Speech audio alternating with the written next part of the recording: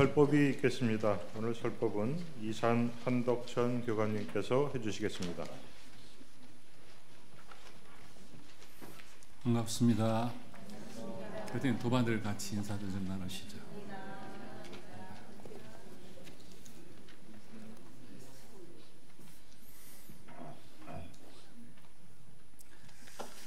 제가 이제 교육자 생활을 하면서 많은 이야기를 듣기도 하고 때로는 예화들도 들으면서 그 들은 이야기들을 때로는 법회 시간에 소개를 하고 또 설교 시간에 예화로 사용하기도 하는데 제가 들었던 예화 중에 이런 예화가 생각이 납니다. 한 가정에 딸이 셋이 있었는데 그때 세 딸들을 시집을 보내면서 부모님들이 곡식 한 마씩을 각각에게 주어서 보냈다. 근데 첫째 딸은 부모님께 주신 곡식이 너무 소중해서 먼저 어려운 시기였으니까 그렇겠죠. 그것을 잘 보관해야겠다고 천장에 매달아 놓고 늘 부모님 은혜를 생각을 했다. 이야기고요. 둘째 딸은 그 곡식을 갖다 밥을 해서 식구들이 감사한 마음으로 잘 먹었다. 그런 이야기고, 셋째 딸은 그 곡식을 밭에 심어서 몇 배의 곡주를 냈다. 그런 이야기였습니다. 똑같이 주어진 곡식이 한 마리였는데 그 결과는 각각 달랐다. 그 사람의 지혜와 그 사람이 가지고 있는 역량에 따라서 똑같은 나에게 주어진 것도 그 성과는 각각 다를 수밖에 없을 텐데, 대종사님께서는 우리에게 직접 편찬을 해주신 원경인 정전을 주셨습니다. 우리는 이 정전이 타종교에서는 보기 어려운 희귀한 경전이라는 것에 대해서 자긍심을 갖고 있고, 또 후래 제자들이 대종사님의 어록을 경으로 만들어서 통경인 대종경을 만들어 주셔서 정전과 대종경을 원불교의 본경인 교전이라 그렇게 우리가 칭하고 있습니다. 그래서 우리 교전은 우리 모든 원불교 교도뿐만 아니라 모든 인류에게 똑같이 주어진 그런 복음입니다. 그런데 이 경전을 앞에 예화 들었던 세 딸처럼 사람들마다 똑같이 주신 법문이지만은 그 법문을 통해서 사람들이 입은 은혜는 각각 다른 모습을 보게 됩니다. 어떤 분들은 교전을 선반에 올려놓고 아주 고이 잘 모시는 분들이 있습니다. 한 번도 펼쳐보지 않고 그냥 선반에 모셔놓고 그렇게 사시다가 열반을 하시면은 가족 중에 아무도 그 신앙을 이어받는 사람이 없어서 쓰레기장으로 가는 분을 보고 있습니다. 지난번에 어떤 교도님이 저희 교당에 일원상 액자하고 교전을 보내셨어요. 당신의 부모님이 원불교를 신앙했기 때문에 저희들이 참아 버릴 수가 없어서 교당으로 반환합니다 하고 교당으로 돌아온 적이 있습니다. 아마 이분은 그렇게 이제 교전을 모셨을 것 같은데요. 그리고 어떤 분은 책꽂이에 교전은 꽂혀 있는데 그 교전을 펼치는 날은 교당에 오는 날 늘 교당에 와서 법회 봉독하는 그 몫으로 교전을 보시는 분들이 있는데, 요즘은 스마트폰에 다 외부로 깔리니까 이제 교전까지도 집에 한 권도 없는 분들이 종종 있습니다. 그리고 이제 세 번째 분은 교전을 가까이 두고 늘 봉독하면서 때로는 밑줄을 긋고 모르는 단어를 찾아서 거기다 해석을 쓰면서 그렇게 공부를 하시는 분들이 있는데요. 저희 이제 교단 초기에는 이 교전을 구하기가 어렵고 그러니까 교전을 아주 굉장히 고이 모셨습니다. 그래서 교전 위에는 다른 책도 놔서는 안 되고 교전은 아주 신성한 좋은 곳에 모셔야 한다고 했고, 밑줄을 치고 공부하는 것을 아주 크게 꾸중을 했습니다. 소중한 경전이 그렇다 그러셨는데, 지금은 경전을 그렇게 쓰고 거기에 또 토를 닦고 그렇게 공부하는 분들도 있는데, 어떻게 교전을 공부하는 분을, 어떻게 교전을 모시는 분을 대종사님께서 칭찬을 하실까? 첫 번째, 두 번째보다는 세 번째를 대종사님께서 칭찬하지 않으실까, 그런 생각을 하게 됩니다. 대종사님께서는 파란고 일체 생명을 제도하기 위해서 진리적 종교와 사실적 도덕의 훈련을 말씀을 하셨고, 그 가르침을 우리 온불교 정전과 그리고 어록인 제도경 속에 다 담겨 있는 것이죠. 그래서 그 정신개벽의 그 길을 대종사님께서 정전으로 펼쳐주셨는데, 지난번에 말씀드렸듯이 복해가 깨알 쏟아지게 하는 요술방망이가 바로 정전이다, 그렇게 대종사님께서 말씀을 하셨습니다. 복해가 나오는 원인을 모르면 등에 업은 아기를 찾는 것과 같고 손에 수저를 들고 수저를 찾는 것과 같다, 그러시면서 사주팔자 뜯어 고치는 방법이 바로 정전에 있다, 이렇게 대종사님께서 말씀을 하셨습니다. 그래서 정전은 우리 모든 원불교 교도들뿐 아니라 인류에게 복음이 되는 삶의 원천수가 되지 않을까 생각이 들어갑니다. 제가 밖에 나가서 우리 강남교당을 자랑을 종종 하는데, 그 자랑 중에 하나는 우리 교당은 10년이 넘도록, 지금 12년, 15년 그렇게 돼가는데 사경팀이 있다. 그래서 매일 사경을 하고 한 달에 한 번씩 모여서 같이 경전을 공부하는 그런 모임이 있다. 이 모임은 교무가 만든 것도 아니고 교도들 스스로 자발적으로 필요해서 만들어졌고, 그 모임이 지금 10년 동안 넘게 유지되고 있다. 과연 전국의 어느 교당 중에 이런 교당이 과연 몇 개나 있는지 한번 말해봐라. 저는 그렇게 이제 강남교당을 자랑을 하고, 또한 우리 교당에는 단별로 사경을 하고 개인적으로 또한 사경을 하는 도반들이 많이 계십니다. 그 대표적인 부분은 이제 의산 최회공 도반이 있죠. 이분이 사경한 노트를 보면은 시작에서 끝까지 글자가 한자도 흐트러짐이 없어요. 그렇게 해서 우리 전설을 지금 몇 번을 쓰셨는가 모르겠어요. 다 한 5-6번 쓰셨나 모르겠어요. 전설을 한 번 쓰실 때마다 와서 저하고 같이 법신불전에 봉고를 하는데, 이분은 집안이 전부 기독교 집안입니다.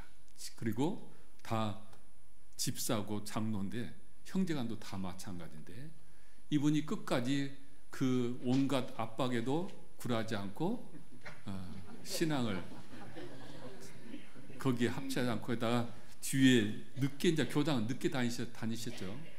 다니시면서 늦게 나온 만큼 열심히 더 공부해야 한다는 그 분발심으로 그렇게 전설을 지금 몇 번 사경을 하셔요. 그리고 우리 젊은 도반들은 일요일날 바빠서 교당 못 나오는 분들이 참 많습니다. 교당이 지금 젊은 교도들이 30-40대 교도들이 우리 교당이 지금 100명이 넘는데 실제 나온 분은 그렇게 많지 않거든요.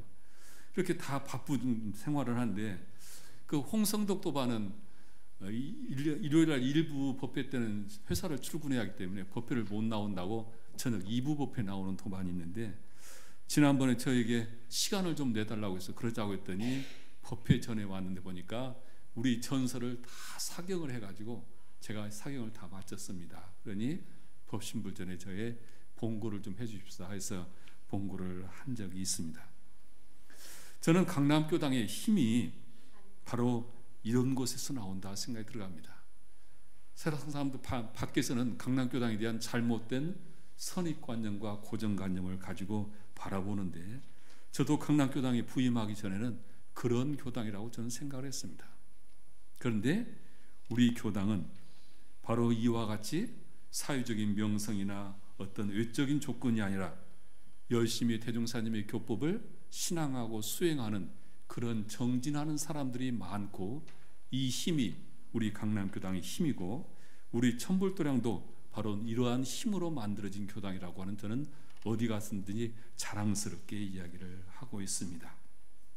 그래서 우리 강남교당 도반들이 늘 교법에 맥을 대고 대종사님의 가르침에 의해서 자신의 삶의 가치관을 만들고 또한 그 말씀처럼 살아가려고 애를 쓰는 그런 교당이 우리 강남교당이라 저는 생각이 들어갑니다. 어느 도반이 질문을 했어요. 법의 등급과 법포는 어떻게 다르고 어떻게 해야 제가 법포를 좀 빨리 받을 수 있겠습니까? 요즘에 이제 이런 질문을 종종 하시는 것 같은데, 자, 법의 등급이라고 하는 것은 내 공부에 내 인격을 향상시켜가는 사다리 역할을 해주죠. 그래서 자신의 신앙과 수행을 단계별로 목표를 정하고 그 목표에 맞게 자기를 성장시켜갈 수 있도록 대종사님께서 법의 등급을 내놓으셨는데, 대종사님께서 총서편을 쓰시고 마지막 교법을 마무리하는 단계를 법의 등급으로 해놓으셨습니다. 그래서 자신의 신앙과 수행을 자기 스스로 평가할 수 있도록, 그리고 자신의 삶을 늘 교법에 대조하면서 살아가면서 어떻게 내 인생이 변화되고 있는가를 알 수 있도록 법의 등급을 내놓으셨습니다. 그래서 내가 얼마나 원불교 교법을 만나서 내 삶이 변화되고 내 인격이 향상되고 그리고 내 습관들이 바뀌었는가를 보면은, 남을 보기 전에 내 스스로 그 법의 등급에 보면은 내 지금 내 정도가 어느 정도가를 알 수가 있습니다. 그래서 3년마다 이제 법의 점검을 하게 되는데, 내 법의가 어느쯤 될까 궁금하시죠? 내 법의는 어느가 될까? 공개적으로 한 번도 공개를 안 해서 내 법의가 어느 정도나 될까 궁금해 하실 텐데, 우리 유사님은 법의가 어느 정도가 될 것 같아요?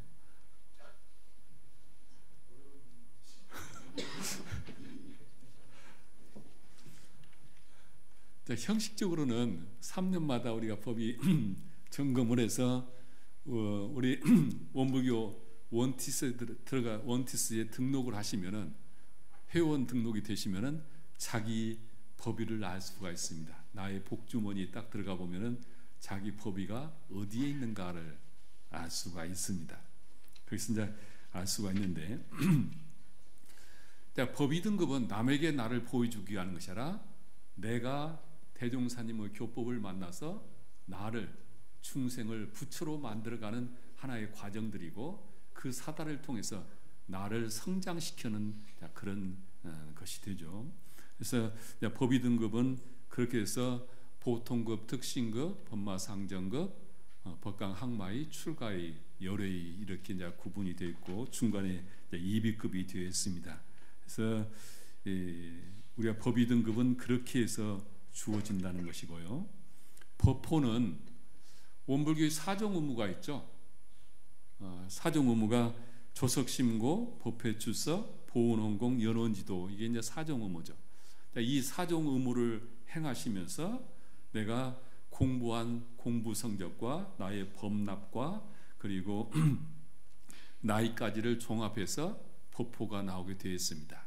이것이 이제 원티스에는 자동으로 입력이 되고, 이것이 이제 환산이 돼서 대상자가 정해지는데, 그 중에서 내가 법포는 아직 안 나왔는데 내가 법력이 출중해서 법사가 되면은, 법강 학마이가 되면은 나이나 사업 성적이나 관계없이 자동으로 법포가 나오게 되어 있습니다. 그래서 상근기는 그렇게 되기도 있는데, 금년에 지금 법의를 지금 점검을 하고 각자 사정을 하고 있는데, 훈련이 지금 미수돼 가지고 훈련 받으라고 지금 회보에 통지된 분들이 있습니다. 그랬더니 어떤 분이 그랬다고 그래요. 나 이렇게 법포 훈련만 받으면 나도 법포 나오냐고 누가 물어봤다고 그러는데요. 훈련 받았다고 다 법포 나오는 것은 아닙니다. 우리가 이제 이 법의 사정을 할 때 객관적인 기준에 가장 중요한 것은 이분이 얼마나 법회 출석을 잘 하셨는지, 그리고 훈련을 이수했는지, 이것이 가장 대표적인 객관적인 기준입니다. 그래서 이 기준에 미달이 되면 아무리 교무님이 법의를 승급을 시키려고 해도 그것이 가능하지를 않습니다. 지금 이제 법의 사정을 하는데, 지난번에 직구 법의 사정을 했거든요. 직구 법의 사정은 법마 상정급까지 하는데, 교무님들은 어떻게든지 교도님들을 법 위를 올리려고 애를 써요. 근데 그 성부에서 정해진 기준이 있어가지고 아주 엄격하게 해서 인정으로 법위를 줄 수가 없는 그런 모습을 바라보면서 앞으로 우리가 법이라고 하는 것이 시간이 지난다고 나이가 들어간다고 주어지는 것은 아니구나 그런 생각을 더없이 하게 되고, 특히 이제 예비 법마 법강 학마위부터는 아주 공부 실적을 굉장히 엄격하게 봅니다. 그리고 공부 실적과 함께 그분이 가족 교화를 어떻게 했는지를 이제 보게 되는데, 이 법이라고 하는 것은 사적으로 주고받을 수 있는 것이 아니죠. 아무리 사회적인 지위가 높고 명예가 있다 하더라도 원불교에서 주어지는 법위는 보통급부터 출발을 하게 되어 있습니다. 그래서 보통급을 불지 출발이라고 하는데, 우리가 이 법이라고 하는 것은 학식의 유무나 남녀노소 유무를 떠나서 얼마나 대종사님의 법으로 내 삶이 변화되고 인격이 만들어가는가, 이런 것을 보게 됩니다. 그래서 이제 강남교당을 우리가 비전을 세우면서 공부 위주의 가풍을 세우자 이렇게 비전을 말씀을 드렸는데, 제가 강남교당이 부임해서 지금 화요법회가 끝나면 1시간씩 정전을 다 끝내고 지금 대종경을 공부를 하고 10년이 넘게 지금 꾸준히 하고 있습니다. 그리고 자녀 기도를 했던 옛날 원백팀들은 또한 기도 후에 정전 공부를 하고 있고, 정진 3단들이 또 경전 공부를 하고 있고, 또 우리 원청단에서도 지금 경전 공부를 하고 있습니다. 수요 선방에서도 경전 공부를 하고 있는데, 이렇게 많은 공부 모임이 있다 보니까 한쪽에서는 그래요. 그렇게 여러 개 만들지 말고 그냥 몰아서 올 수 있는 사람 오고 못 온 사람 어쩔 수 없으니까 몰아서지 이렇게 교무님 힘들게 합니까? 그런 얘기를 해요. 저는 그래서 그런 얘기를 합니다. 단 한 사람이라도 공부하고자 한 사람이 있다면 언제든지 시간을 만들겠다, 제가 그런 얘기를 했는데, 그것은 우리의 삶이라고 하는 것이 원불교를 선택하는 목적이 대종사님의 교법을 통해서 내 삶이 구원을 얻어야 하는데, 그 구원을 얻는 길은 대종사님의 교법에 의해서 내 삶이 변화되어야 한다. 그래서 강남교당의 이 교법으로 우리가 정진하는 문화를 만들려고 애를 쓰고 있습니다. 교당은 침묵하고 법회만 보는 것이 아니라 교법을 공부하고 체득하는 것이고, 이것이 또한 그 교당의 큰 자산이다. 대종사님께서 말씀하시기를 도가의 명맥은 재물에 있지 아니하고 법의 해명을 받아 전하는 데 있다 하셨듯이, 강남교당의 힘과 강남교당의 자랑과 강남교당의 유력은, 바로 명맥은 이 법을 전하는 곳, 받아 전하는 곳에 있다고 생각이 들어갑니다.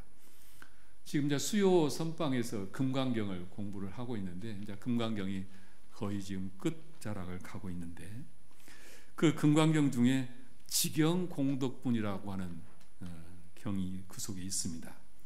지경공덕분은 이 금강경을 수지 독송하고 남에게 설해주면 그 공덕이 한량 없다고 하는 내용으로 그 공덕과 공부하는, 금강경을 공부하는 방법에 대해서 말씀을 하고 있는데요. 그 금강경에 보면 그 지경공덕분이 그런 얘기를 합니다.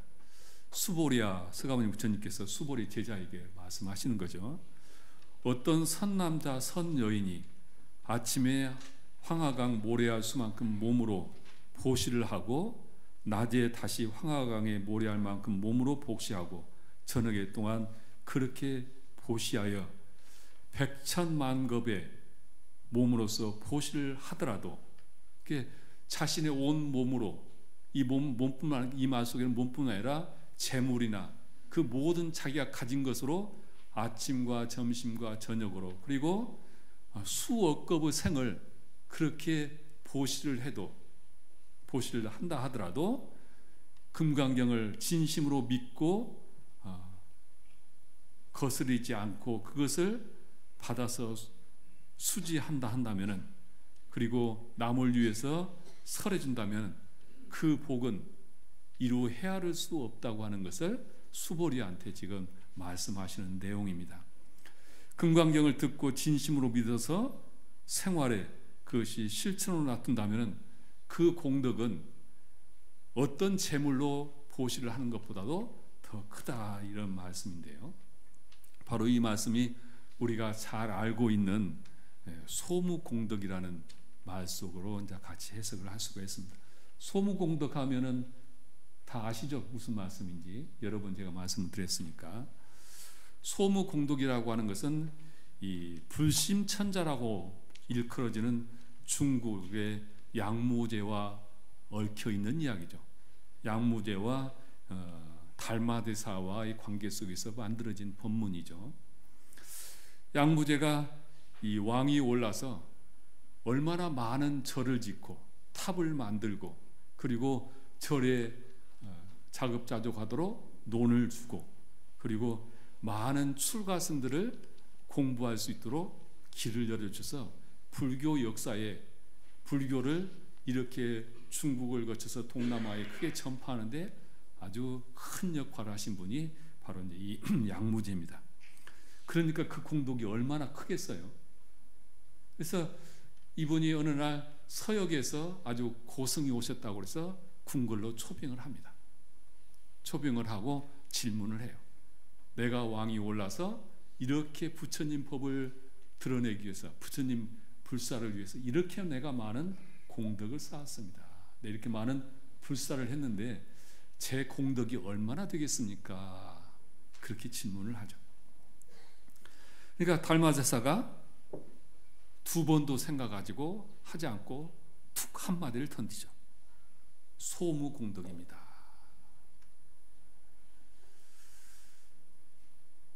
아무 작은 공덕도 없다, 그런 뜻이죠.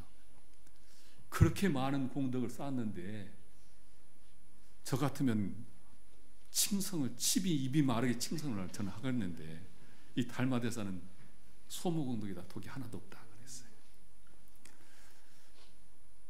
그 경전에는 그렇게 자세히 기록을 안 했습니다만은 양무제가 화가 났을까요? 안 났을까요?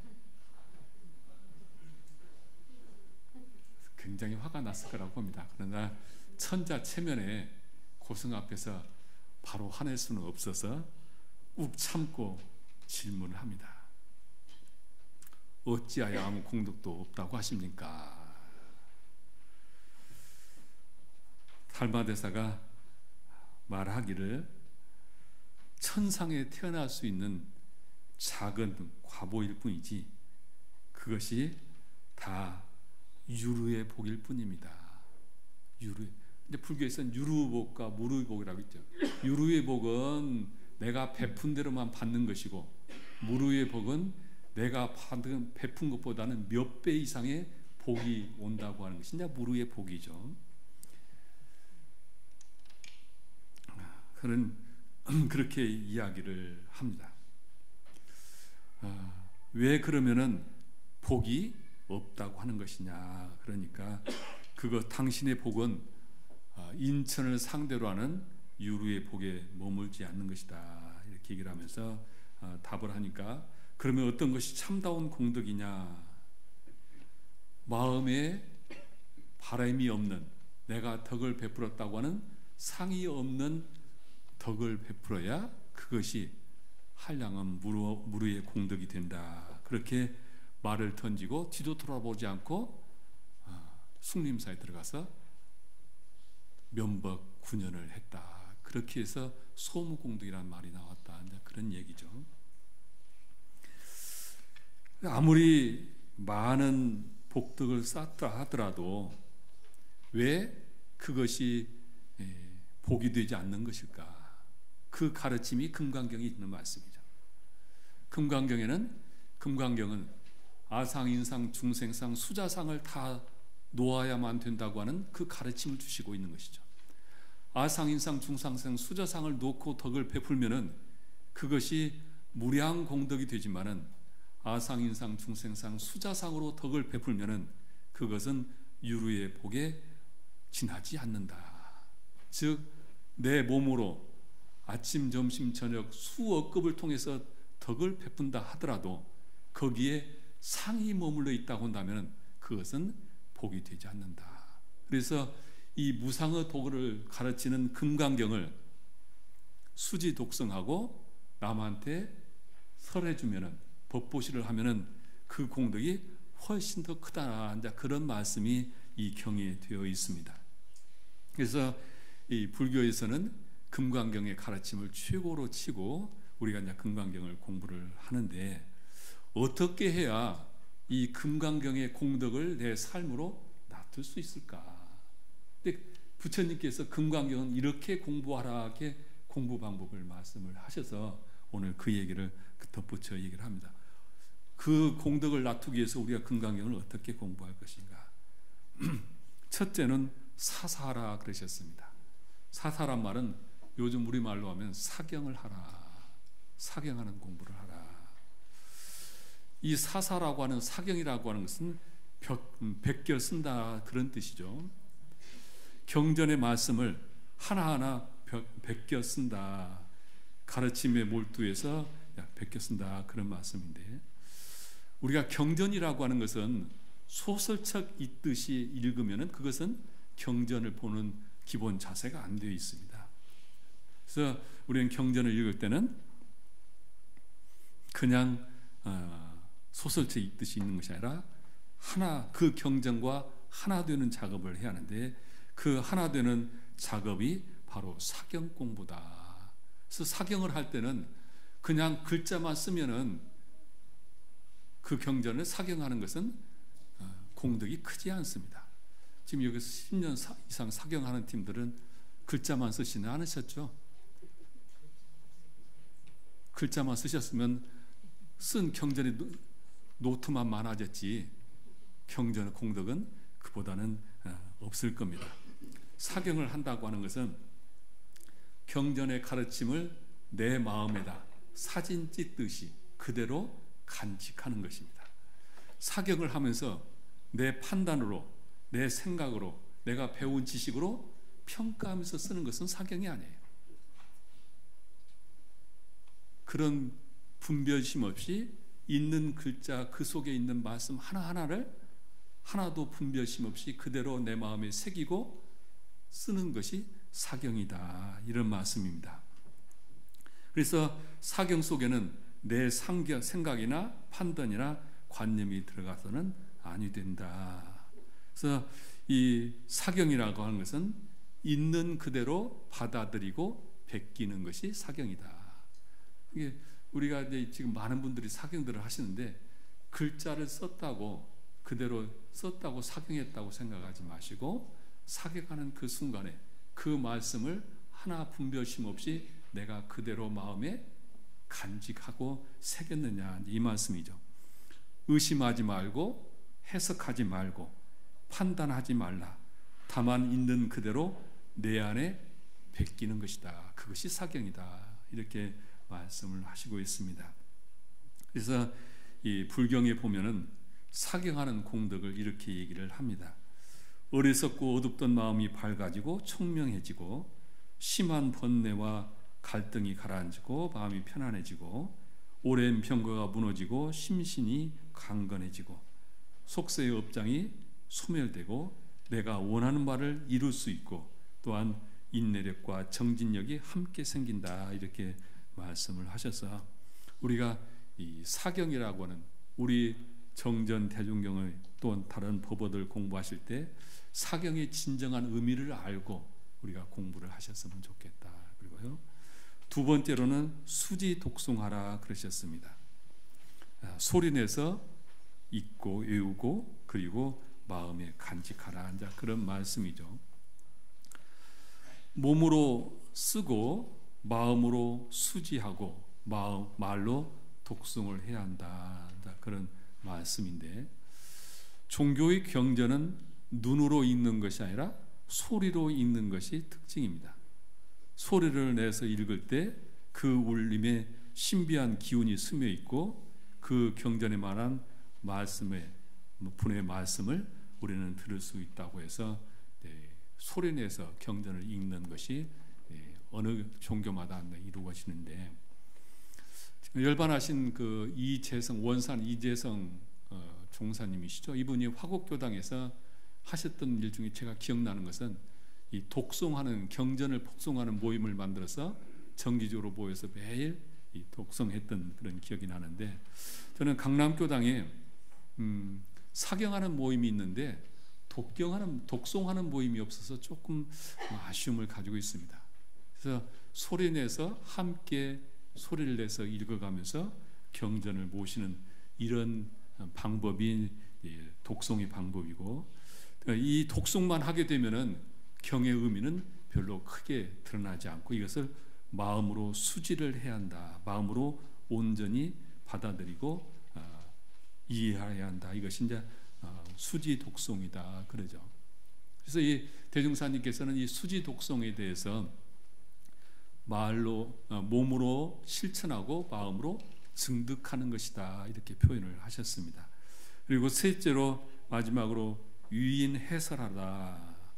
즉 법을, 금강경을 타인에게 설해주고 법보시를 하라, 이런 말씀이죠. 그래서 대종사님 말씀에 신심나게 하는 공덕이 가장 큰 공덕이다 그러시잖아요. 신심을 물론 인정적으로 챙겨서 신심나기도 하지만은 그것보다는 경전의 말씀을 통해서 그 사람의 바른 깨달음을 얻게 해준, 그래서 큰 신심을 일으키는 것이 가장 큰 공덕이다, 이런 말씀입니다. 그래서 금강경이 물결치고 꽃 피우는 것을 일체 중생들이 그곳에 회왕시키는 방법이 유인 해설의 방법이다.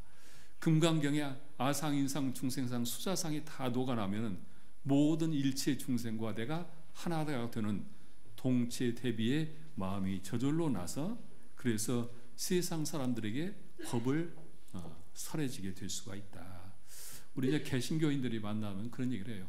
나만 천국 갈 수 없어서 당신이 지옥 갈까 봐서 열심히 하나님을 믿으라고 지금 이렇게 한다, 이제 그런 얘기를 하시는데,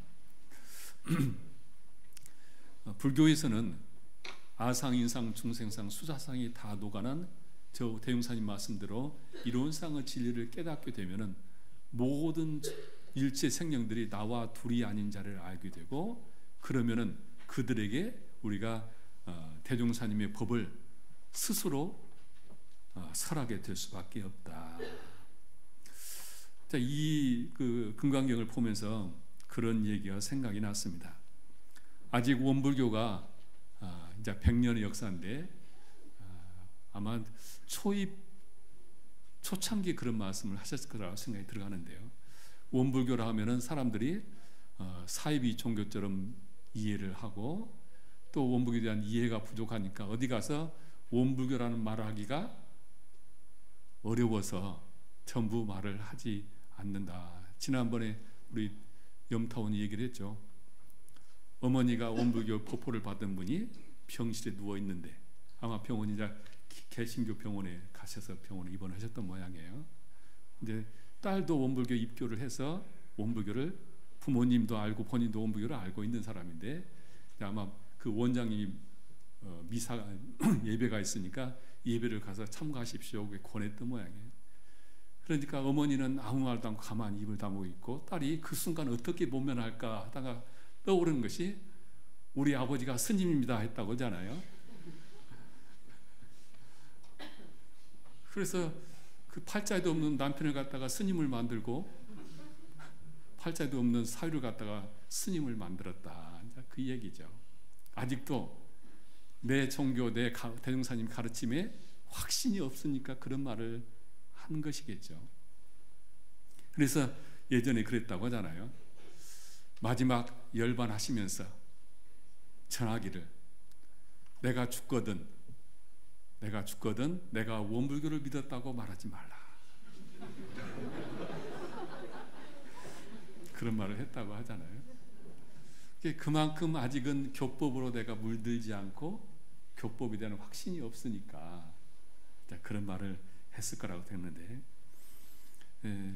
우리가 교법을 공부하고 누군가에게 그 법을 전하는 것이 법보시의 공덕이 가장 큰 공덕이라, 제보시보다 더 큰 공덕이 법보시다 이제 그런 말씀을 하셨듯이 교전을 사경하고 수지 독성하고 그런 다음에 무엇을 해야 할 것인가?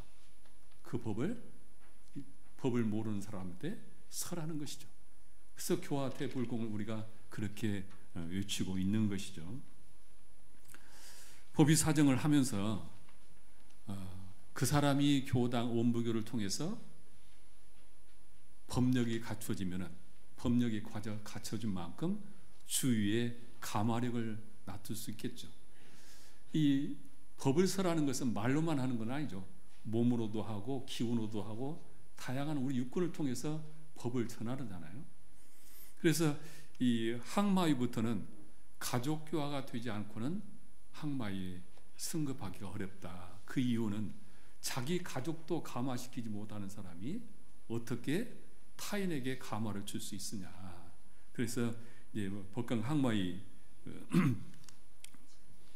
점검상 내용 중에서 가족교화를 많이 이제 따지고 있는데, 대종사님께서 때가 급하여 이제 만전을 다하지는 못하였으나 내 일생 포부와 경륜의 태우는 이 한 권에 거의 표현되어 있으니 삼가 받아 가져서 말로 배우고 몸으로 실행하고 마음으로 증득하여 이 후세만의 길이 전하게 하라. 바로 이 말씀이 금강경에서 사사하고 수지 독성하고 유인 해설하라고 하는 유타 해설하라는 그 본문과 똑같은 맥을 가지고 있습니다. 그래서 우리가 이 대종경을 공부를 우리 경전의 공부를 어떻게 해야 할 것인가? 말로 배우고 몸으로 실천하고 마음으로 증득한 뒤에 그리고 타인에게 법을 설하라. 이 금강경이 됐든 대종경이 됐든 성자들을 공부하는 가르침을 분명하게 우리에게 다 길을 대셨는데 우리는 그것을 간과해서 도대체 어떻게 공부해야 할지 모른다. 그렇게 이제 말씀들을 많이 하시는데 분명히 밝혀져 있습니다. 그래서 대종사님께서 부처님이 그렇게 말씀을 하셨죠. 스승이 법을 새로 내는 일이나 제자들이 그 법을 받아서 후래 대중에게 전하는 일이나 또 후래 대중이 그 법을 반가이 받들어 실행하는 일이 삼위일체 되는 일이라 그 공덕도 또한 다름이 없다 그러셨죠. 대종사님 법을 내는 그만큼 내가 이 법을 내가 실천하고 남한테 설해주면 그 공덕이 조금도 다름이 없다. 바로 이 공덕이 앞서 불교는 좀 우리 속된 표현으로 속어 표현으로 좀 부황부황합니다. 우리가 가지고 있는 이성적인 과학적인 수치로는 계산할 수 없이 겁이라는 이야기를 하고 이 금강경에 보면은 황하소 모래수 같은 그런 보물로 보시를 한다 하더라도 덕을 베푼다 하더라도 공덕이 안 된다 그렇게 얘기를 하는데 그렇게 좀 우리가 상상하기 어려운데 그만큼 이 법을 통해서 법이 소중하고 법을 통해서 우리의 삶을 바꿔나가는 것이 그만큼 중요하다는 그런 역설의 말씀이라고 생각이 들어갑니다. 그래서 우리가 대종사님의 말씀은 경전을 통해서 우리 삶의 원천수를 만들었으면 좋겠다. 그래서 이제 강남교당에 30년의 역사가 지났습니다. 여기 30년이 넘게 신앙한 분들이 많습니다. 이제 우리는 대종사님 교법이 내 삶이 되고 대종사님의 가르침이 내 삶이 돼서 내가 중생의 굴레를 벗어나서 다 불보살의 삶을 살아갈 수 있도록 그렇게 표준을 잡고 정진해서 모든 분들의 법위가 날로 향상이 되고 그래서 우리가 원불교를 만난 참다운 행복을 함께 누렸으면 좋겠습니다. 합장하시겠습니다. 법신볼 사안이시여 대종사님께서는 숙거부 서원으로 이 땅에 오셨고 그리고 새로운 회상을 열어주셔서 저희들에게 광대하고 원만한 종교의 신자의 길을 열어주셨습니다. 파란고일 지생령을 광대무량한 낙원으로 인도하는 정신개벽의 길을 대종사님께서 손수 정전으로 남겨주셨고 또한 어록으로 남기셔서 저희들의 본경인 교전을 받들게 하였나이다. 저희들은 교전을 저희 삶의 원천수로 삼고 대종사님의 가르침이 저희들의 삶이 녹아나기를 원하옵니다. 대종사님의 말씀을 말로 배우고 몸으로 실행하고 마음으로 증득하고 그리고 그 법을 세상에 전해서 온 세상에 다 대종사님 법의 은혜 속에서 광대무량한 나고는 삶을 살기를 간절히 원하오니 저희들부터 대종사님의 말씀을 수지 독성하고 또한 늘 주위에 전하면서 저희들의 삶이 더욱더 복과 해가 넘칠 수 있도록 호렴해 주시옵소서. 저희들 마음과 일심으로 비옵나이다.